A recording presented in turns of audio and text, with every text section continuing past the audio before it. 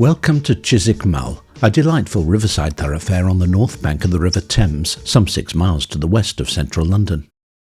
Despite its proximity to the extremely busy A4, Chiswick Mall has a delightfully rural ambience about it, and the parish church of St Nicholas would not be out of place in some idyllic country village. The churchyard, incidentally, contains the last resting place of, among others, the artist and satirist William Hogarth, whilst the mall itself is lined by an eclectic mix of houses and properties, some Georgian, some Victorian, some modern, and these, along with the waterfront gardens that overlook the tranquil stretch of the River Thames that flows past them, reinforce Chiswick Mall's reputation as one of London's most beautiful locations. Indeed, so tranquil is it that thoughts of the East End of London and the Whitechapel murders don't tend to enter your mind as you stroll beside this bucolic reach of the river. And yet there is an important connection in that the body of one of the major suspects for the mantle of Jack the Ripper was found floating in the Thames here on the last day of 1888. A little way beyond Church Causeway, between 1866 and 1909, used to stand the premises of John I. Thornycroft and Company Limited, shipbuilders, known for the production of torpedo boats and referred to locally as Thornycroft's or Thornycroft Torpedo Works. It was in the river off these works that the body of a Jack the Ripper suspect was found floating on Monday the 31st of December, 1888.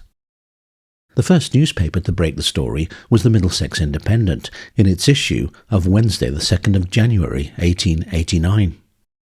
The body of a well-dressed man was discovered on Monday in the river off Thornycroft's Torpedo Works by a waterman named Winslow. The police were communicated with, and the deceased was conveyed to the mortuary. The body, which is that of a man about 40 years of age, has been in the water about a month. From certain papers found on the body, friends at Bournemouth have been telegraphed to. An inquest will be held today, Wednesday. The inquest was indeed held that day at the Lamp Tap, a building that still stands across from St Nicholas's Church, albeit it is no longer a pub. The Acton, Chiswick and Turnham Green Gazette carried the following report on the proceedings in its edition of Saturday the 5th of January. Found drowned. Shortly after midday on Monday, a waterman named Winslade of Chiswick found the body of a man well dressed floating in the Thames off Thornycroft's. He at once informed a constable, and without delay the body was conveyed on the ambulance to the mortuary. On Wednesday afternoon, Dr. Diplock, coroner, held the inquest at the Lamp Tap when the following evidence was adduced. William H. Druitt said he lived at Bournemouth and that he was a solicitor. The deceased was his brother, who was 31 last birthday. He was a barrister at law and an assistant master in a school at Blackheath. He had stayed with witness at Bournemouth for a night towards the end of October. Witness heard from a friend on the 11th of December that deceased had not been heard of at his chambers for more than a week. Witness then went to London to make inquiries, and at Blackheath he found that deceased had got into serious trouble at the school and had been dismissed. That was on the 30th of November. Witness had deceased's things searched where he resided and found a paper addressed to him produced. The coroner read the letter, which was to the effect, "Since Friday I felt I was going to be like mother, and the best thing was for me to die." Witness, continuing, said deceased had never made any attempt on his life before. His mother became insane in July last. He had no other relative. Henry Winslade was the next witness. He said he lived at No. 4 Shore Street, Paxton Road, and that he was a waterman. About 1 o'clock on Monday, he was on the river in a boat when he saw the body floating. The tide was at half flood, running up. He brought the body ashore and gave information to the police. P.C. George Molson, 216T, said he had searched the body, which was fully dressed, excepting the hat and collar. He found 4 large stones in each pocket and the top coat. £2.10 in gold, 7 shillings in silver, 2 pence in bronze, 2 cheques on the London and Provincial Bank, one for £50 and the other for £16, a first-class season pass from Blackheath to London, South Western Railway, a second-half return Hammersmith to Charing Cross, dated 1st of December, a silver watch, gold chain with a spade guinea attached, a pair of kid gloves, and a white handkerchief. There were no papers or letters of any kind. There were no marks of injury on the body, but it was rather decomposed.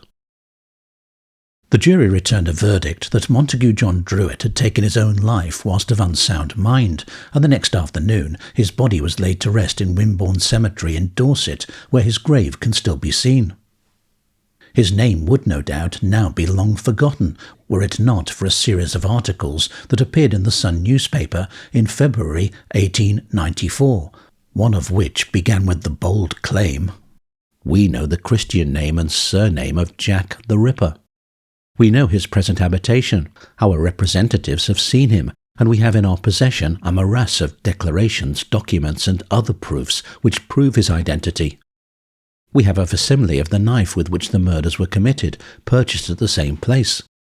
We are able to trace the whole career of the man who committed those crimes. We can give the names of his employers, their places of business, the terms of his service there, and the incidents of his connection with them, incidents which clearly show that he was in the neighbourhood of Whitechapel at the time when the murders were committed, that he developed tendencies even in his employment of homicidal insanity, and finally he was at liberty and close to Whitechapel during all that period when the murders were committed, and that these murders immediately came to an end, as well as other crimes of violence, from the moment when he was safely under lock and key." Although the Sun reporters didn't actually name their suspect, they gave enough information about him to establish the fact that the person they were referring to was Thomas Cutbush, who had been sent to Broadmoor Asylum in 1891. I won't go into any more detail about their case against him in this video, but the newspaper's claims had a far-reaching impact on Ripper studies in one important respect. They encouraged Sir Melville Macnaghten, the then Chief Constable at Scotland Yard, to compile the report now known as the Macnaghten Memoranda, in which he refuted the Sun's allegations against Cutbush. In that report, Macnaghten stated categorically, "Now the Whitechapel murderer had 5 victims, and 5 victims only." He then goes on to name the victims who are now widely known as the Canonical 5. He then went on to mention the cases of 3 men, any one of whom, he wrote, would have been more likely than Cutbush to have committed this series of murders. Number 1 on that list was a Mr. M.J. Druitt, doctor, of about 41 years of age and of fairly good family, who disappeared at the time of the Miller's Court murder and whose body was found floating in the Thames on the 31st of December, that is, 7 weeks after the said murder. The body was said to have been in the water for a month or more. From private information, I have little doubt that his own family suspected this man of being the Whitechapel murderer. It was alleged that he was sexually insane. Sadly, Macnaghten did not reveal the private information that left him in little doubt that Druitt's own family suspected him of being the Whitechapel murderer, making it all but impossible to assess the veracity of the claim now. It has to be said that when it comes to the facts that can be ascertained, Macnaghten was wrong in much of what he wrote about Druitt. Firstly, Druitt was 31, not 41, at the time of his death. Secondly, he was not a doctor, but rather a barrister and a teacher who had worked at Mr. George Valentine's school in Blackheath from 1880 until on the 30th of November 1888 he was sacked from his post after being in serious trouble at the school, although we don't know the nature of that trouble. One of the biggest objections against Druitt's candidacy for the Ripper, however, came from Inspector Frederick George Abberline, the man who led the on-the-ground investigation into the killings in Whitechapel in 1888, and who in an interview he gave to the Pall Mall Gazette in 1903 was dismissive of the suggestion. "I know all about that story, but what does it amount to? Simply this: soon after the last murder in Whitechapel, the body of a young doctor was found in the Thames, but there is absolutely nothing beyond the fact that he was found at that time to incriminate him." However, before we leave Chiswick Mall, I just want to point out one thing that I have always found quite intriguing about it. A little way along it there is a turning into a modern estate which has the name of Miller's Court. Now, it was in Miller's Court off Dorset Street in Spitalfields that the body of Jack the Ripper's last victim, Mary Kelly, was found on the 9th of November 1888. I often wondered whether the naming of Miller's Court, which stands alongside the stretch of the river from which a major suspect's body was recovered, was a deliberate act, a nod, if you like, to the area's Ripper connection. It transpires, however, that this was the site of Chibnall's Bakery, established here in the 1880s and taken over by the Miller family in the 1940s when it was renamed Miller's Bakery. It closed in 1966, and later an estate of Georgian-style properties was built on the site. So it is in fact pure coincidence that a modern miller's court now stands alongside the stretch of the river where the body of Montague John Druitt was discovered on the last day of 1888.